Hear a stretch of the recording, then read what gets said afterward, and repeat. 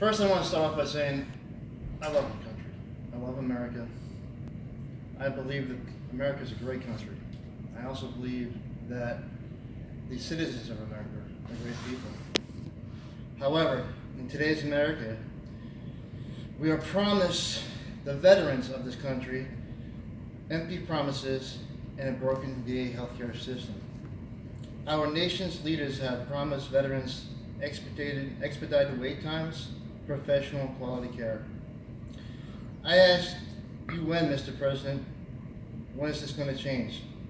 Sadly, veterans are exposed to lengthy wait times, unethical and subpar care. Veterans are left waiting for long periods of time, ultimately leading to their ultimate demise. This is sad, this is uncalled for, there needs to be a call to action.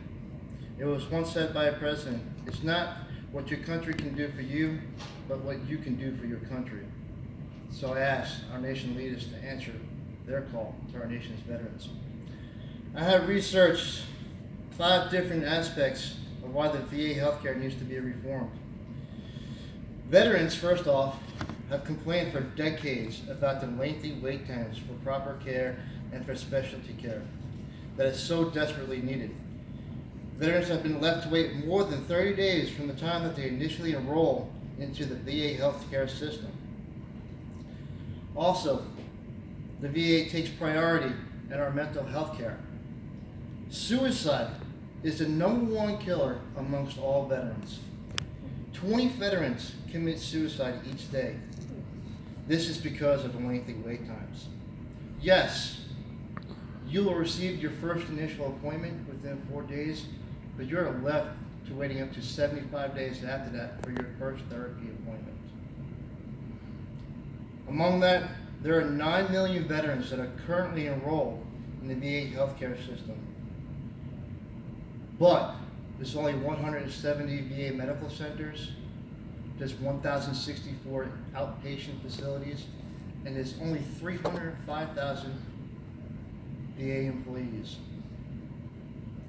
Amongst that, what's forgotten is the VA Veterans Pacific Islanders.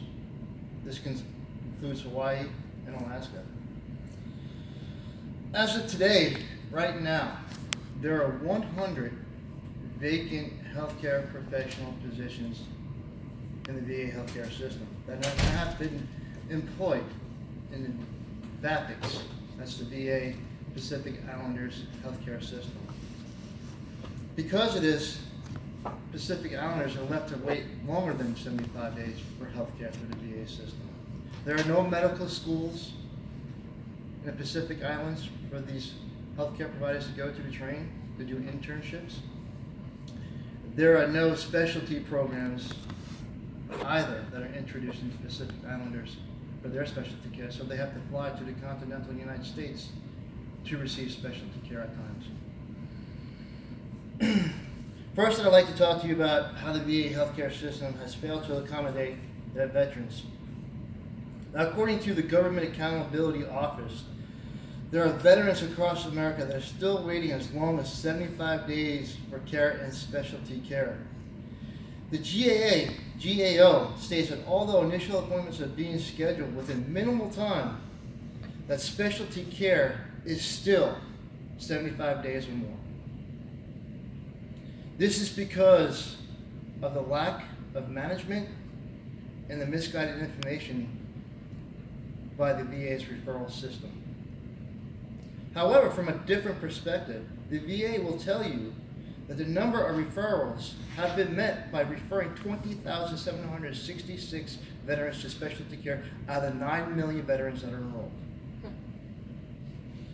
Second, I would like to talk to you about the lack of allocated money by Congress that is spent on improvements for the VA.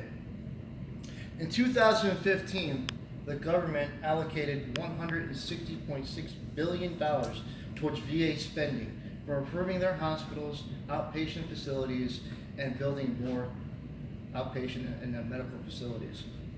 That is less than the national deficit interest that we spend on paying back what we owe. That is also less than unemployment. That is also less than what we spend in Medicaid and Medicare alone. However, from another perspective, President Trump has promised that for the year 2019, he will allocate $12.1 billion more for quality of care, advanced care, and for specialty care for our veterans to get expedited wait times moved up shorter than 75 days. So in conclusion, I said this once before and I'll say it again.